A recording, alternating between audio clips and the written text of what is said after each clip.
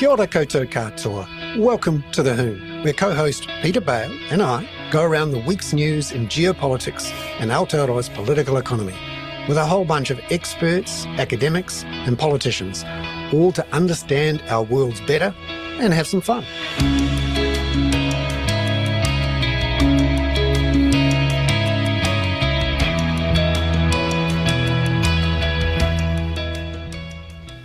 Well, tēnā koutou katoa, everyone. Welcome into the Hoon. It is Bernard Hickey here. I'm the co-host of the Hoon on the Kaka from the Kaka today. Peter, lovely to see you. Bernard, it's lovely to see you too. And it's fantastic that you can still do it from the Kaka. I love the, we used to do it in a bit of a ropey way until we had got Simon and production, but it's great to see that we're still doing sort of slightly dodgy production values and that you were able to get out. Yes, going old school. I was supposed to be somewhere stable and normal, but a big juicy motorway traffic jam on the way to Hamilton has forced me to exit. Of which there are many. Kōwhata. I was looking. Yeah, I did that coming the other way, and I think I can mention to you, don't tell anybody else except our listeners, but the Fat Kiwi Cafe in Uttarahonga is a thoroughly recommended, extremely civilised place to stop for a bite to eat on the way back to Auckland. And I hear they had a bacon and egg pie to die for. It was, to die for, but it wasn't just your average, Bay Marie stuff, been there for 6 months, or a Big Ben pie or something like that. It was pretty special. So, but I think it should be just our secret and possibly Hoon listeners. Now the other thing, Bernard, I drove up myself last week and I took the Forgotten Highway from Eltham across to Taumarunui, staying at the Wongamomina Hotel, which was pretty extraordinary. And filled with men of sort of broadly my age group with a lot more hair, the usual crew of men who look like they could be an extra from ZZ Top, riding around covered in mud on trail bikes. So that might be something I have to do at some point.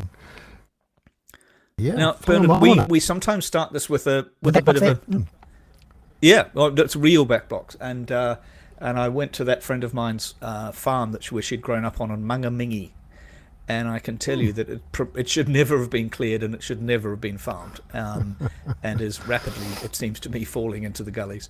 Bernard, we sometimes talk about media in this first little burst between us, and there was quite a sad media story in a sense this week, which was the death in a bicycle accident at the Ambler Park in near the airport of Rod Oram, who I don't think we've actually... Have we had a Rod on the Hoon? I mean, we've done many podcasts with him when you were at Newsroom. And he was he was a former Herald business editor, Financial Times reporter, and probably best known to our listeners as a really interesting commentator and writer on the environment. And, to lose him is really rather sad. But you worked with him much more than I did. Yeah, it's been an awful week to... Rod had a cardiac arrest and fell off his bike at Ambury Park and received injuries that meant that on Tuesday he died in a hospital with his family. And it was a complete shock and a major blow. He's 73. He was 73, but of course one of the fittest 73 and looked about 60 around. Yep. Yeah.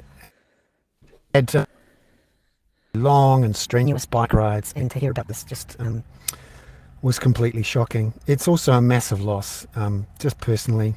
Rod was a friend, a really good friend, a nice man, a kind man, intelligent, gracious, and not afraid to call out wrongdoing. But by the same token, someone who was very generous with his time, very thoughtful, and ultimately hopeful. And I always came away from discussions with Rod with a spring in my step, thinking, "Yep, things can get better. We've got this. We can work it out."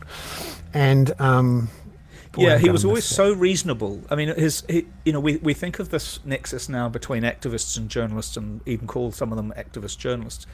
And while Rod was personally and deeply, profoundly concerned about climate change and about the environment, He did it from a point of, he was doing the journalism about it from a point of factual understanding and the commitment that he had to deep knowledge about it. It wasn't just he was campaigning for people to know what he knew, not necessarily on a certainly not on a political level. I think he was sort of in many respects the best of us. Yeah, and he was able to do this from a position of authority.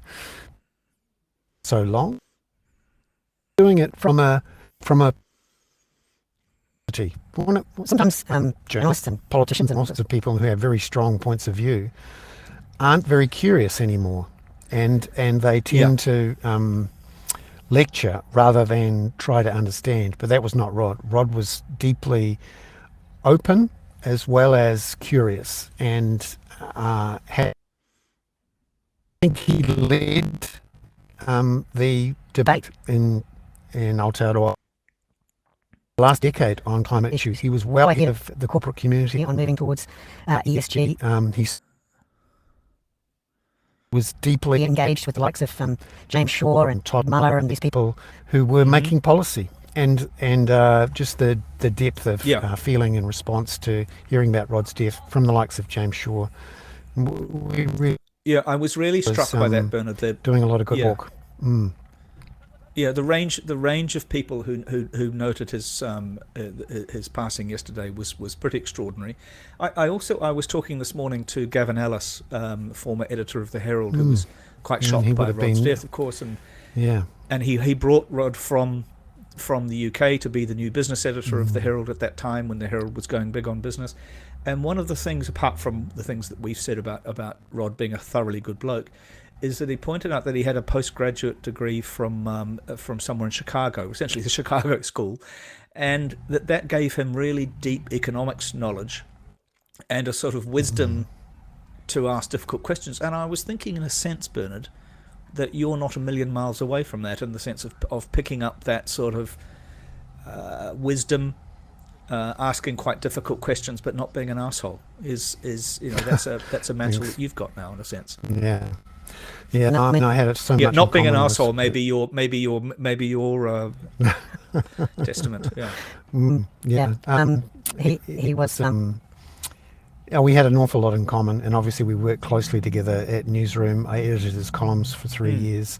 We had many, deep and interesting and provocative conversations about lots of things, and his views influenced me a lot. We'll miss it, and we have some extra work to do now. We have to make sure that absolutely. That's these debates, what a good thought, Bernard. Why don't we think of that's a very good thought, because I can see a number of our readers because I look at the comments and you tend not to. Some of them are saying, yes, the torch passes to you. They're saying, R.I.P. Rod, and what a great journalist he was. But that's an interesting thing to think about, is how we can, you've already done it to some extent by incorporating the weekly session with Catherine, so that we deal with the environment, and you've certainly made pragmatic environmental reporting part of the kaka. But I wonder if we could do something to sort of honour that memory. But just before Catherine comes on, and she's just tuning up her tuning fork now, I also wanted to touch on, from a media point of view, on the Winston Peters fiasco this week. Now, it bored me to tears, but I did go back and read his entire speech and could see where he's ad-libbed about Nazis, which is never a good thing. And we know Godwin's law is that thing in social media that, if any conversation goes to more than three messages, someone is going to compare somebody to a Nazi. So it's very unfortunate. But I actually think that Winston Peters weirdly has a point in the way it's been reported, in the over-focus on the music and all of this. And I was really struck watching him battle, I think yesterday, with somebody from TVNZ who was pretty much trying to take the piss out of our Deputy Prime Minister, which he's quite capable of doing himself. And this was a man who just the day before, I think, had seen Wang Yi, the Chinese Foreign Minister, and yet we were talking about Chumbawamba and Maori DNA, and I thought this is a wasted opportunity. So I think 1-0 to Winston Peters on this at the moment, I'm afraid. Yeah, no, I think one of the reasons that people go on this, if it had been just use that. A few people might have let it slide, but he has attacked. He has pushed every button, day after day, year after year. He has been not just disrespectful, but threatening to people whose job it is to report on what he does. No, he's live by the sword, die by the that sword. People really dude. like it.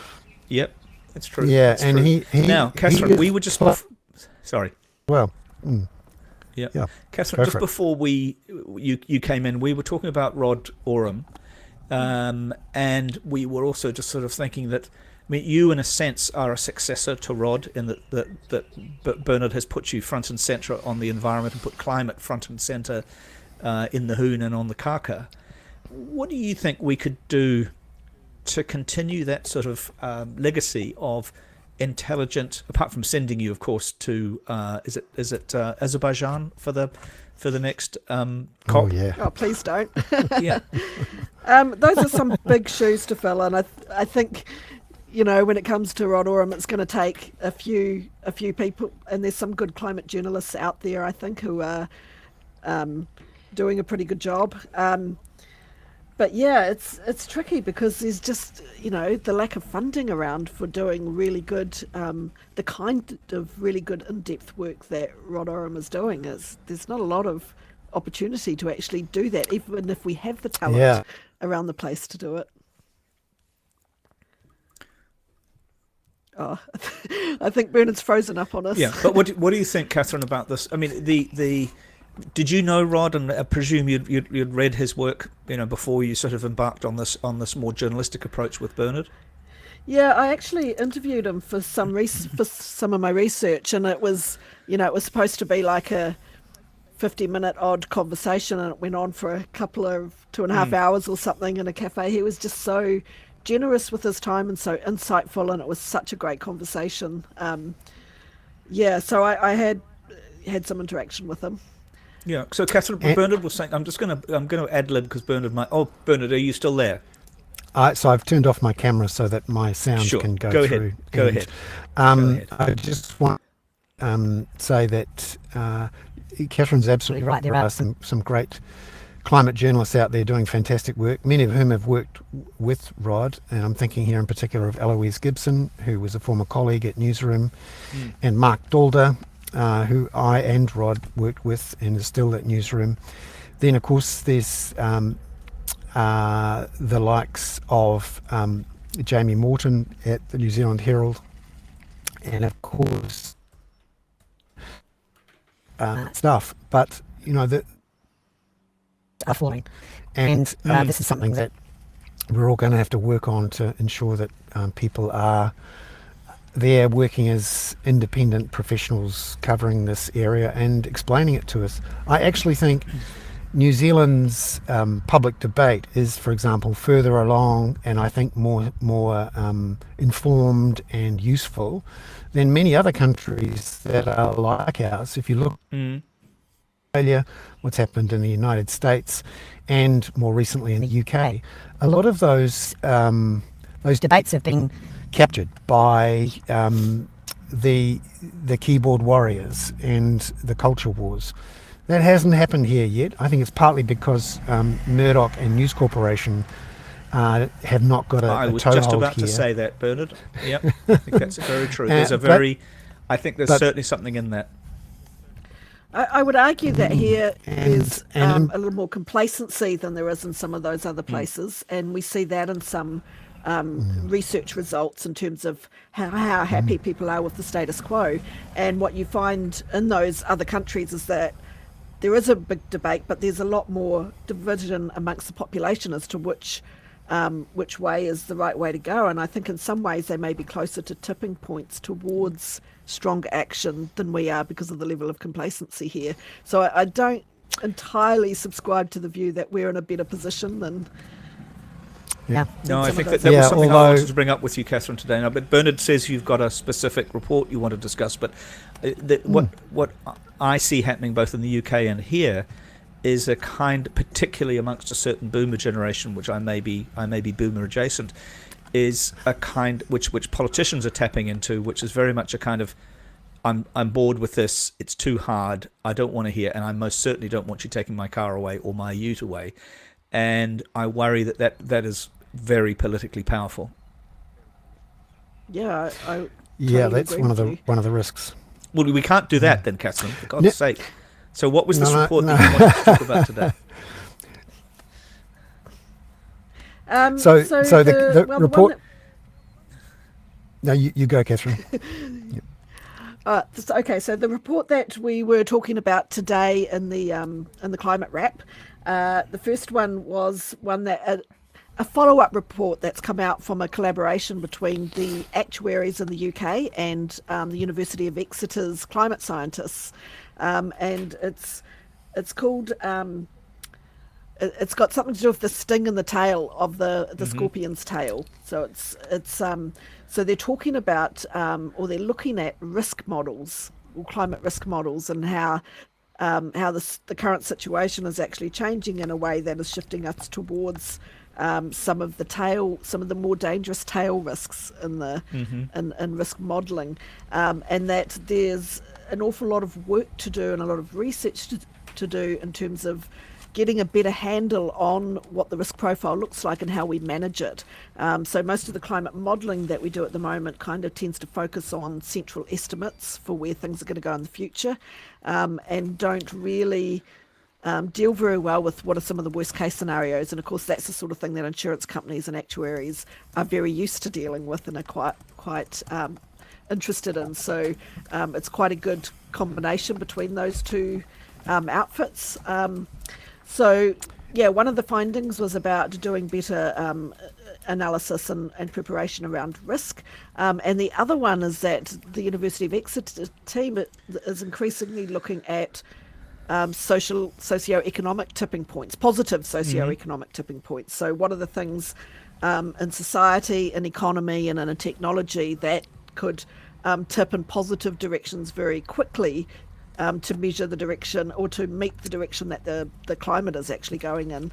And so that's another kind of interesting area that they're really working on and talking about.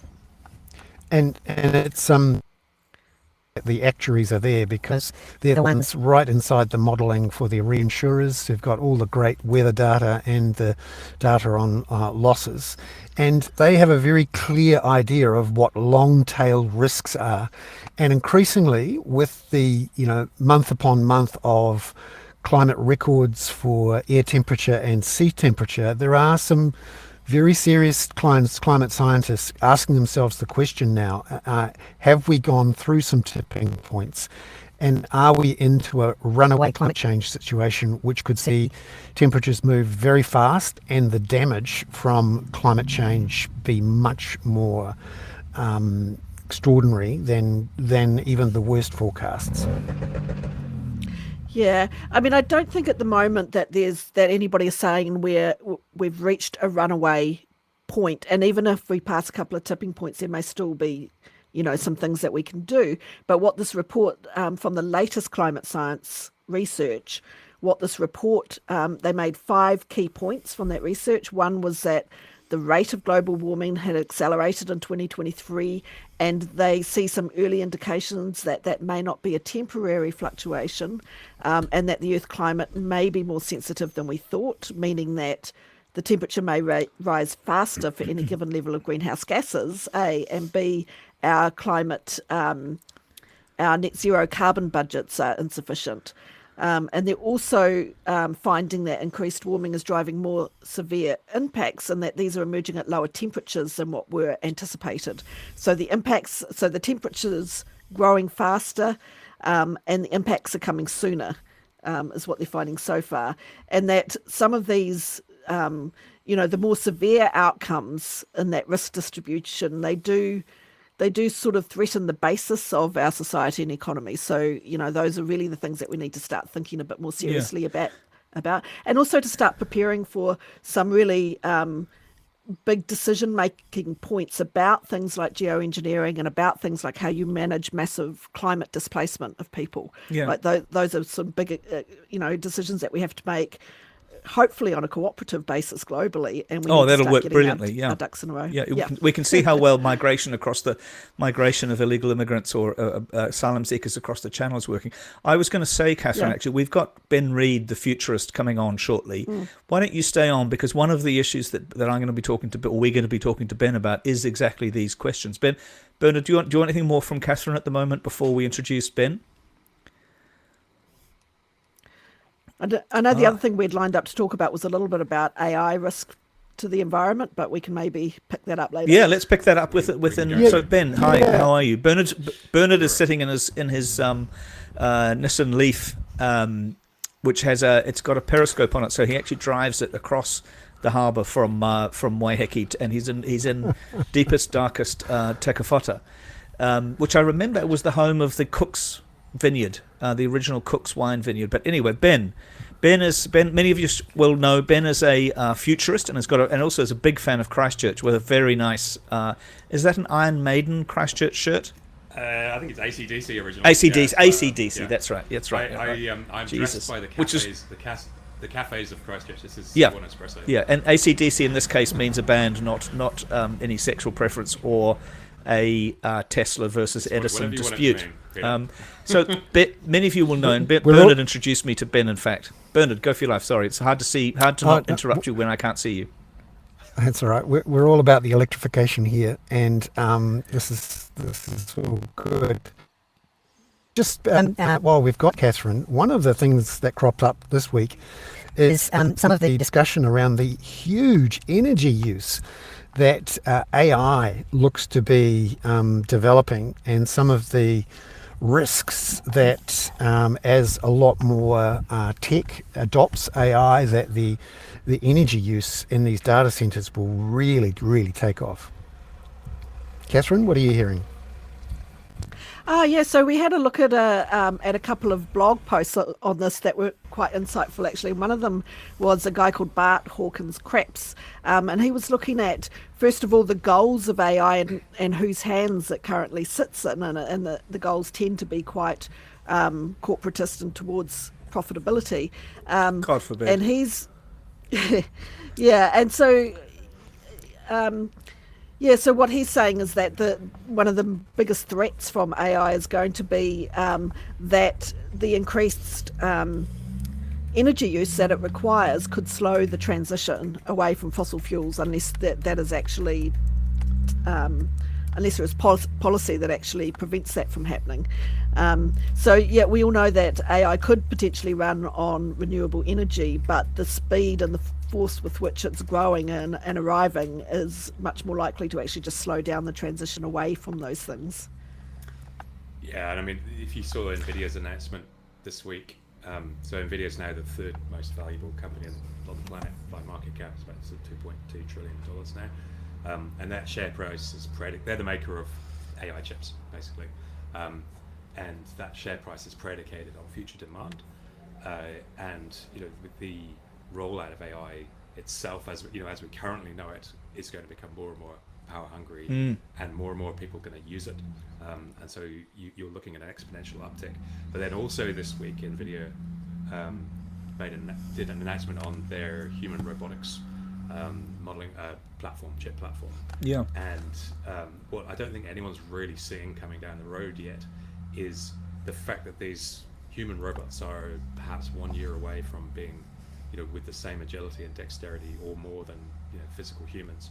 And at that point, with intelligence, will basically be able to perform economic tasks. And so if there's Elon Musk was out there saying that everyone's going to want at least one on the planet, and so if there's 10 billion or 8 billion human robots out there, the energy consumption for that makes EVs look trivial. Ben, I've asked Catherine to stay on because I think she might find what you're going to say really interesting. So if you could be a little closer to your mic, or put the mic a little closer to your mouth, would help immensely. Fantastic. So Ben's got a really interesting new book out this week called Fast Forward Aotearoa. Now Ben is a futurist, which is always a slightly risky label to give anyone, especially somebody who lives in Christchurch. But he is the man that's of a bit the future. rude about Christchurch. Excuse me, I was born in Christchurch. Christchurch is a very forward-leaning. Yeah. Yes. Well, it certainly is. It's the home of the New Zealand space Forward industry, tipping. of course. Apart from Forward Penrose, tipping. which is the real home. Now, Ben has written a terrific book called Fast Forward Aotearoa, which I encourage all of our users to download, particularly if you use the give Ben $10 at the same time download function, which I used, because I, as we poor subscription livers, we understand this. Now, Ben, I found it a really interesting book. The premise, and because we don't have much time, is that we're facing what you call a polycrisis, but that within that there are both opportunities for New Zealand, for Aotearoa, and also you come up with a really fascinating set of actions that we need to take. Would you like to just, give us a little bit of a book pitch? Yeah. Well, so the polycrisis is the framing. So it's not just climate change. It's Don't forget your mic. biodiversity collapse. I'm right here. And Yep. That's better. Yep. I can. That's great. I can That's hear me better. now. So That's great. yeah. So not just climate change, but with biodiversity collapse. We're moving into a far more multipolar geopolitical environment, so there's a lot more instability in that area. We've got changing global demographics, and there's wealth inequality. So all the topics familiar to the Kaka readers, and these are totally intertwined and interconnected, and sort of feedback loops within them. And then over the top of that, in amongst that, we have this exponential acceleration of technology, which we are, completely aware of now. Viscerally, it's just happening around us. And I'm just gonna. Someone's just started their lawnmower up outside the window. So I can see this is going to be like when somebody would mow when my dad was listening to the 6 o'clock news. He'd say, the timing. The moment I Jesus started talking. Christ, don't you know that it's news time? You go, who the bloody hell is mowing their lawns? Anyway, carry on, Ben, please. There's a moment. So for me, I've always come from this. I'm a technologist by background. Grew up through the software industry as a software developer, software architect, and so I've always been a techno optimist around how technology is really going to be the solution to a lot of these problems. But for me, this book was writing the book was an exploration of what are the problems and how do we solve them. And the deeper I went into the problems, the harder the solutions got to discover. And I think it was also basically an attempt to bring this global conversation that I'm deeply in around Yes. the acceleration of AI, the way that we may be heading towards AGI, artificial general intelligence, the singularity, which is, so far away from mainstream discourse in this country. And so for me to bring it into... No, we're talking about context, Chumbawamba every day at the moment. Well, you talked about that. I mean, I just personally just entirely disengaged from New Zealand news, and but I think it's interesting seeing all the as a diversion, seeing the fallout that's happening recently in the news industry, where pretty much burn. I think anyone making any money out of it at all. I think what's actually happening is that we're all just the utility of mainstream news is just so low that we have to start using AI to just parse the noise. And so that's really, my method now. But Ben, just what I want to also explore with you, since we had limited time with you, one of the things that you've done rather beautifully is a kind of micro executive summary, an executive summary, an essay, and then a sort of list. And some of the things you talk about are the need for a New Zealand national technology plan.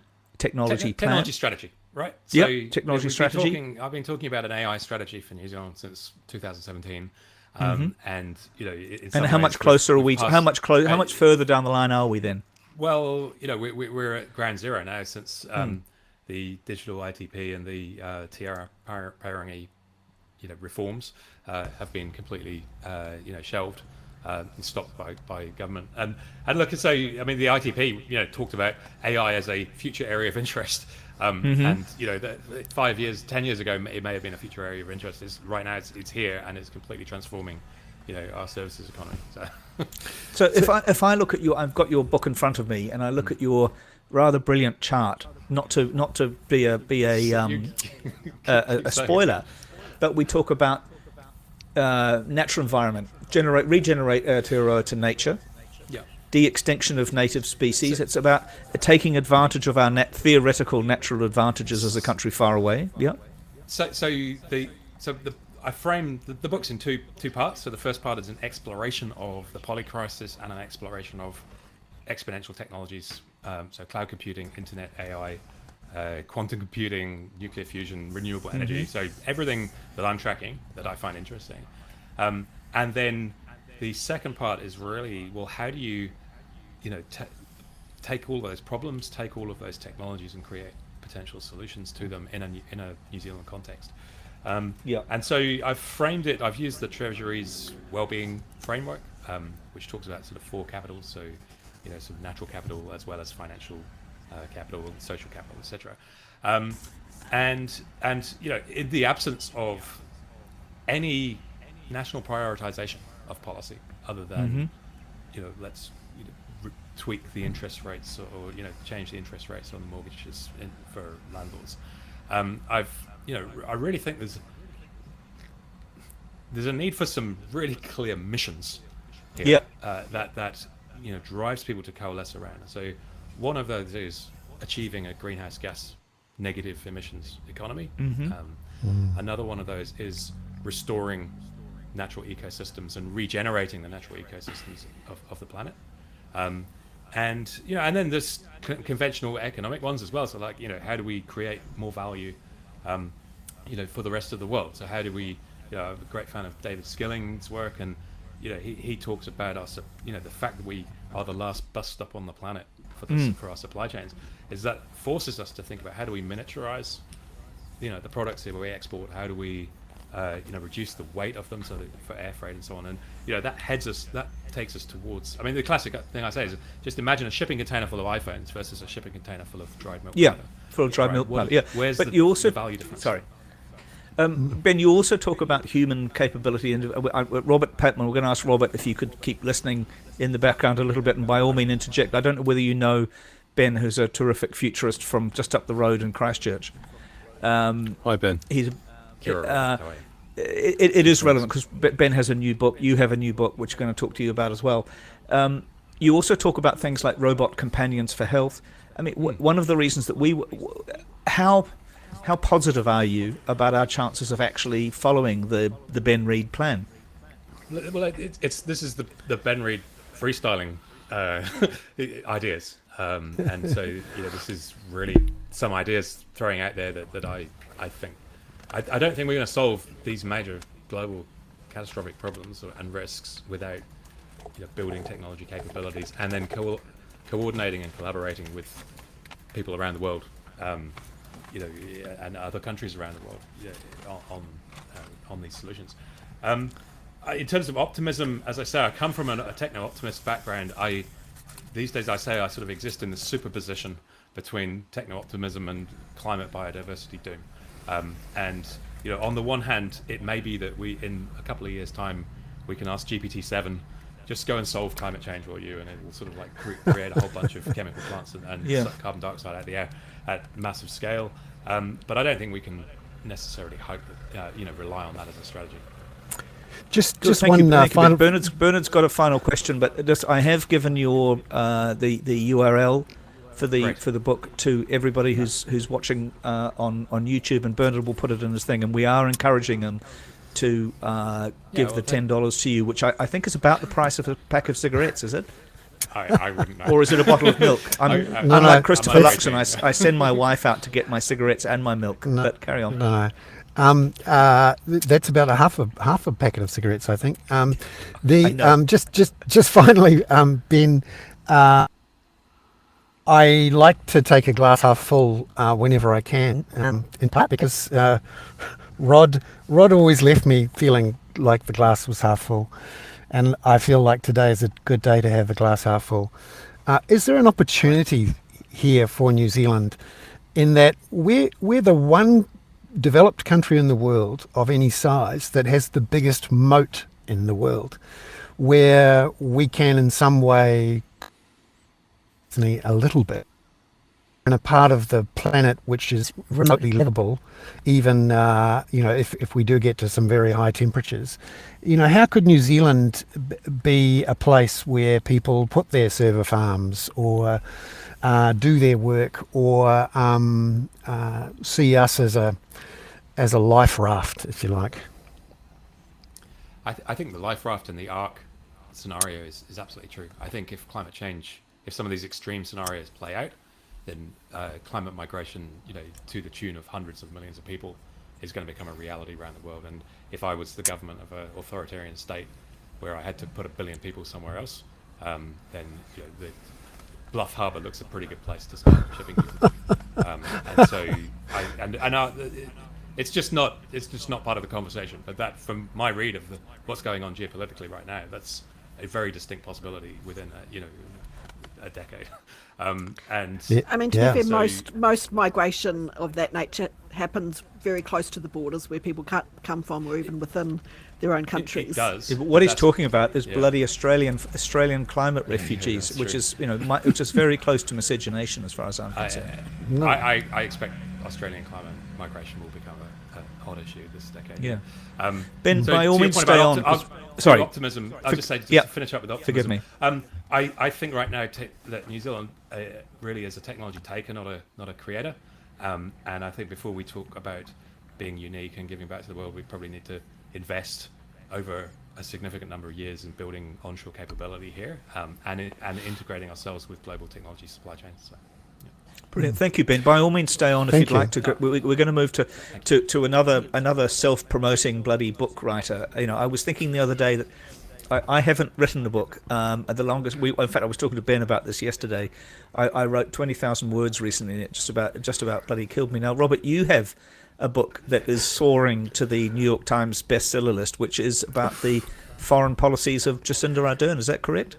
Well, thank you, Peter. But let's first of all put this into context. First of all, it's a co-edited book. I was responsible, along with another couple of editors, for the introductory chapter, which is about 6,000 words. But it basically draws on contributors from the scholarly world, but from the diplomatic world, and also the former policy practitioners. And Helen Clark was kind enough to write the foreword, and so we're very pleased about that. I think most people recognise that Helen Clark is a very sensible person in foreign affairs, and so we're pleased about that. I haven't got a copy of the book yet. It's literally just been published in Asia. It's World Scientific are the publishers. They're based in Singapore, but as yet, none of the editors and none of the contributors have got their copies, but they will do shortly. But we think it's timely. It comes out well over a year now since Jacinda Ardern departed from the leadership of this country, and it's a good time to take stock. And it was, like her or dislike her, Jacinda Ardern was confronted by, if you like, the perfect storm in many ways. The Christchurch terror atrocity, the White Island disaster, and then, of course, COVID-19. So she had to deal with more disasters, border-challenging disasters in many respects, than previous leaders. And at least in recent history. Stayed in Australia, Yeah, now, Robert, I mean, it's... Robert, I was interested, because you talk... tell us a little. Are there themes in the book that you would think that people who've heard you several times on this podcast, where we give you total range and just almost never interrupt you, would hear before? Because I wondered whether one of the focuses of the book. I mean, unlike Ben, download it and immediately read it for 20 minutes and then pretend that I've read all 600 pages, but. You've often talked about Jacinda Ardern's ability to use her charisma to get like-minded states behind particular concepts. Is that do you develop that? That seems a very Patman-esque. Yes, but there is, I think that there's a range of opinion in the book, and what I mean by that is that some contributors may take a much more measured approach. And see that Jacinda Ardern was really a pragmatist more than anything else. But one thing that really struck me as important about her leadership she confirmed the old maxim: it's not what you say in politics, but it's what you do in unanticipated situations that often makes or unmakes a career, or breaks a career, I should say. And to me, up until the Christchurch terror atrocity, she came to power in 2017. But internationally, while people I think were impressed from the outset, because she had an ease with technology, she had an ease with people. She seemed to genuinely enjoy people, and that comes across in interactions, both domestically when she took over as Prime Minister, but also, I think, dealing with foreign leaders. But I think the Christchurch terror atrocity, I think those qualities of both being her ability to empathise in a very human way with people who are shell-shocked by a terrible tragedy, 51 people brutally murdered, was combined with ability to act quite decisively. And that was to ban automatic weapons, or initiate the banning of automatic weapons. And that was followed up with quite an impressive international initiative to curb online extremism, called the Christchurch Call. And I think what was significant about that was at least one of the technical giants or technological platforms, Twitter, and now called X under Mr. Musk, actually responded quite creatively and responsibly to the Christchurch Call. They hired about 150 people whose sole job was to actually look out for online extremism. Unfortunately, many of those people were released when Mr. Musk took over. But that's a sidebar. The thing I think was really important was to analyse from a variety of different points of view. For example, we've got a wonderful person, I would say that because I know him well, but he's a professor at our university, and Professor Philip Hill, who's the director of the Global Otago Global Health Institute. And he wrote a very good chapter on how the government responded as a health professional to the very challenging events of COVID-19, particularly in the first year. But we also look at the implications of how that crisis was handled.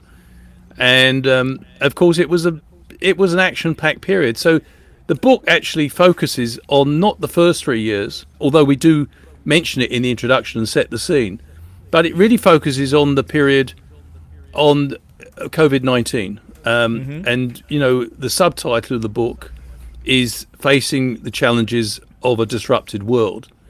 And I think with the fullness of time, and once some of the acrimony and emotional responses have, reduced, that people will recognise that Jacinda Ardern did actually project New Zealand foreign policy in a way that we probably haven't seen before, not in the 21st century anyway.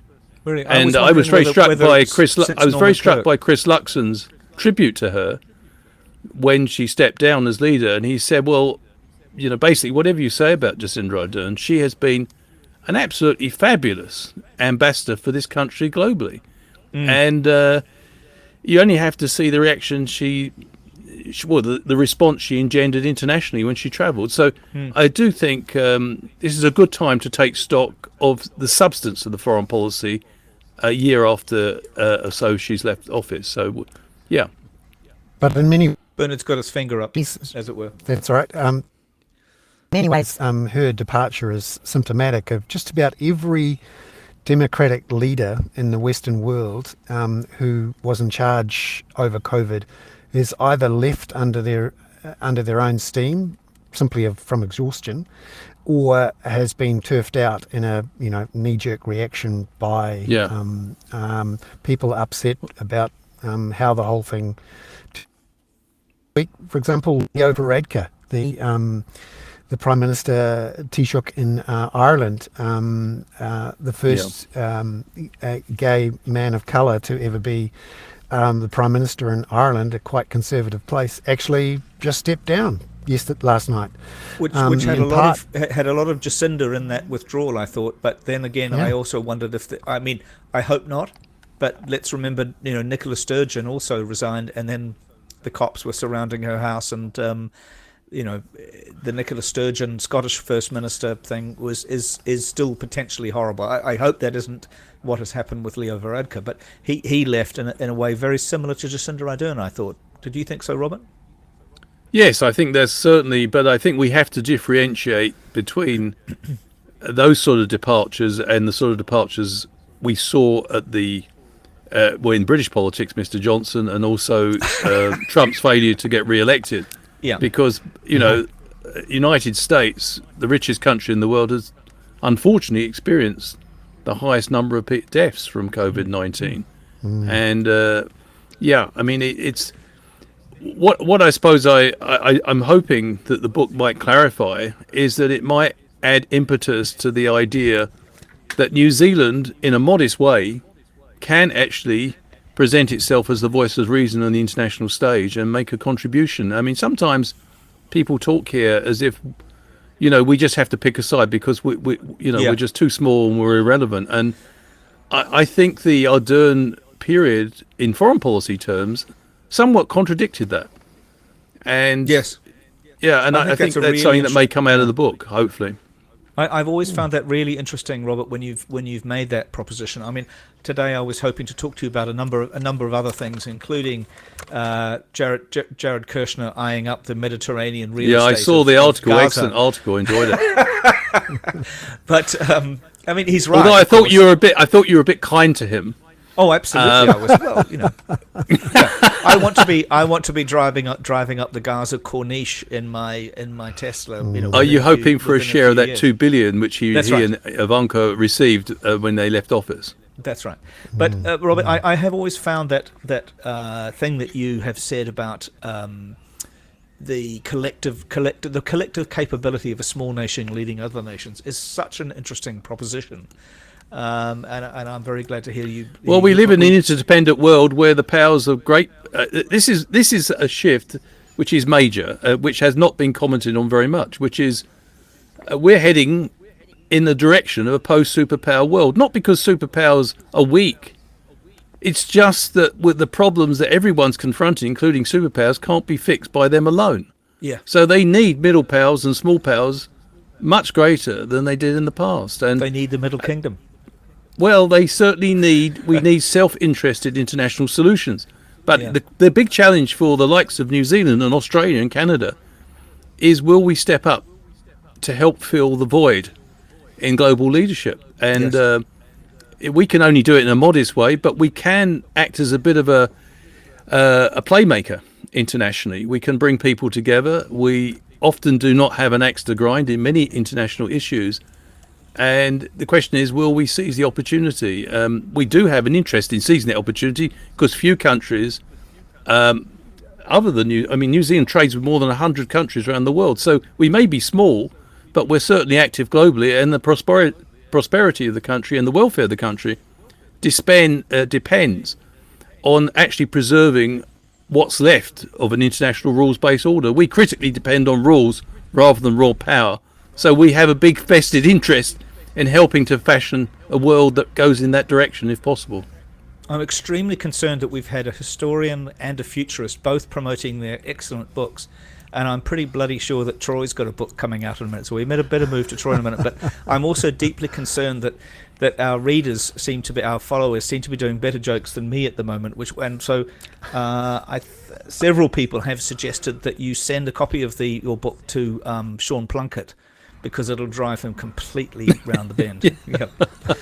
Yeah, that's a good idea. May we move to Troy? And Bernard, would you like to introduce Troy, please?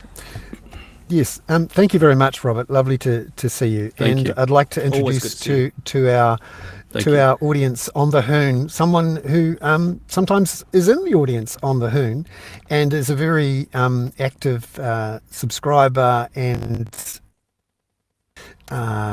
participant in the debates about our environment and our climate. Troy Baisden is a principal investigator at Tupunaha Matatini, the Centre of Research Excellence, and is also the co-president of the New Zealand Association of Scientists, with a particular background in soil science and earth sciences.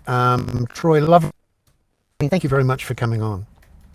Yeah, and it's fabulous to be here and fabulous to sort of follow up my colleague at Moltu, Stuart Donovan, who said something useful about affiliations, which I thought also applies to me. It's not a question of who I work for, it's a question of who we don't work for. Yeah. So for example, this trimester I'm filling in at Victoria University for a little gap in teaching and directing the Masters of Climate Change Science and Policy program, which sort of segues into what we're actually meaning to talk about. But yeah, and a lot of what I've been doing at the moment is trying to get people to really see how much we need to fix the university and research system around the country. So I don't have the book written yet, but the title would be Universities Broke, How Universities were the master solution to the problems of the 20th century, but have a ways to go to figure out what exactly they're trying to do for the big problems of the 21st century. One of which we can talk about right now, and it involves data centers. Yes, well, that issue with data centers we sort of discussed earlier when Catherine was on, in which we looked at the huge energy consumption of data centers. But one of the fascinating developments that sort of cropped up this week, or at least I've discovered, and which Troy, you've done quite a bit of research into, is that the Auckland Council is opposing an application by a joint surf park and data centre project on the North Shore at Dairy Flat. This is a really unique project where the data centre warms up the water and then it goes into the pool to be moved around and become a wave pool, which sounds clever and interesting. But what I've found stunning, actually, is that the Auckland Council is opposing this project on the grounds that its positioning would not be able to cope with a temperature of the climate of 3.8 degrees. Now, can you talk about where that number might have come from and why it's being challenged? Yeah, and people that have been following the Kaka and the Hoon may remember you came in at the beginning of the year with some big thoughts, and one of them was that, we actually have some areas around the country that we need to think about. We might have to actually abandon these if we have climate change and sea level rise in earnest. And so there is a sensible process around that, which basically runs like this. Council, central government would say, hey, we got to start thinking about sea level rise and planning to actually be able to do some sort of managed retreat around the parts of the coast that are going to go underwater eventually. And so you come up with the things that are potentially affected by sea level rise. And you might use the most extreme scenario, possibly even a completely ridiculous scenario to do that, like 3.8 degrees or 4 degrees of warming. And indeed, that's what has been happening. But the problem is, and it's almost predictable, and this is why as an academic or a researcher that focuses on complex problems, I like to think a couple steps down the chessboard of how is this going to play out. And you could almost see it in the way the government advice was constructed from central government starting in 2017 or so. It's very clear, hey, let's do that. But then when councils pick it up, what are they going to do? They're actually going to get some young planner onto climate change because it's clearly not the most important thing. And then they're going to stop when they've done that crazy scenario. And that's where we are right now, right? So we've got Auckland Council opposing a project that's actually addressing climate change and has done a great job with a middle of the road scenario with about 2.1 degrees of warming, which is, still a reasonable amount of climate change. It's what we're on track for under the Paris Agreement and what countries are projecting forward. And yes, it could possibly be worse than that. But how long is this data center going to be a data center for? And how long is it going to drive a surf park? There's a reason they call it Dairy Flat, of course. Yes. Mind you, there's a bloody long way from... Part of this. Now, okay, let's just talk. So I was recently in part of the country which could not be more of a floodplain. It has the most gorgeous river rocks from the Southern Alps and from the Richmond Mountains and from the Tasman Glacier and all of that. And I thought, hang on a minute, there's the most incredible development going on here. And yes, they're doing a really beautiful job of the drainage, the outward, but they're not thinking about the water coming in from Golden Bay in 25 years and just chipping it away at it, and possibly slightly more than chipping away at it.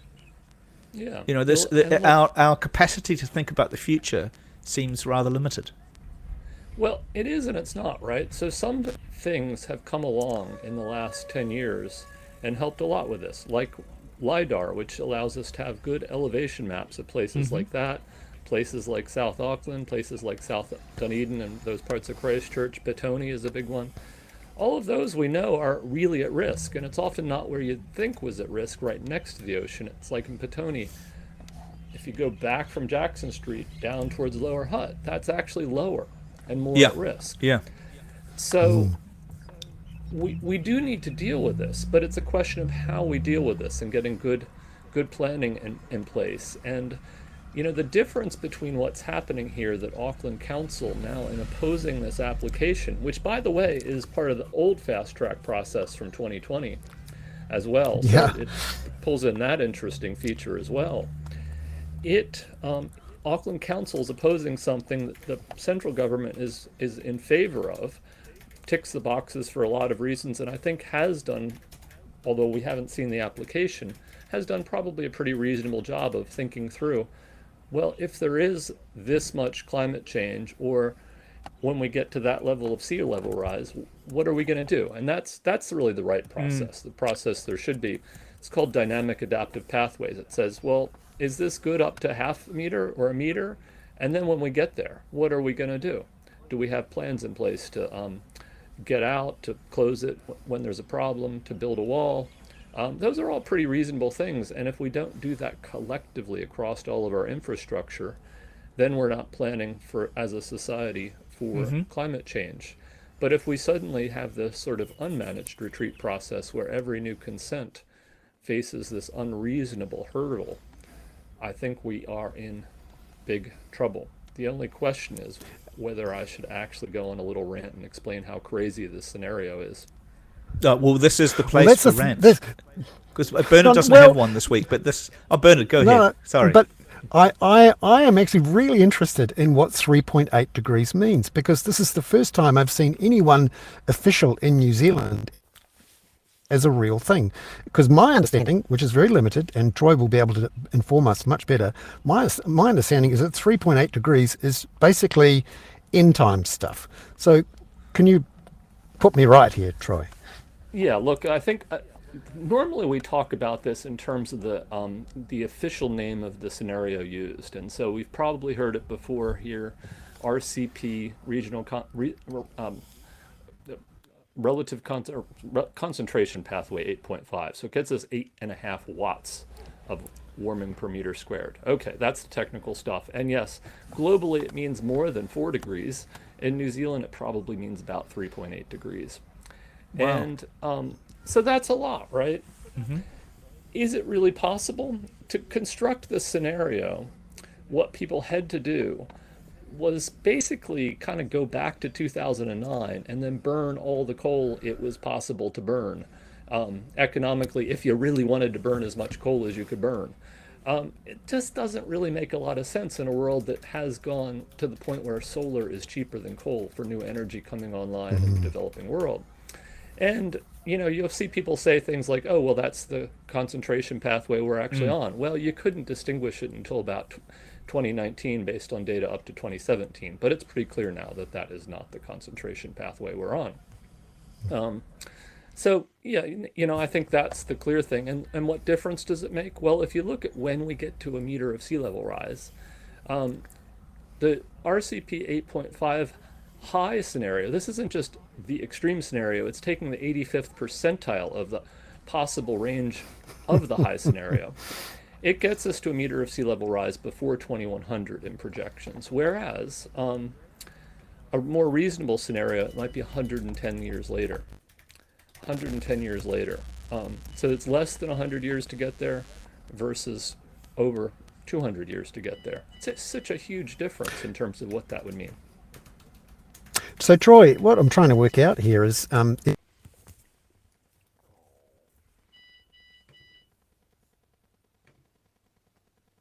think we've lost Bernard. Oh, so yes, we did, and it's possibly because I just sent him a WhatsApp saying that I was going to ask you two questions. Can I ask you two questions? Of course. What do you think the likelihood is, knowing what you know about the politics of New Zealand and the politics of local development, that this proposal on the 3.8 degrees will be overridden? Look, I'm hoping, given that this is serious business, this is Spark, and a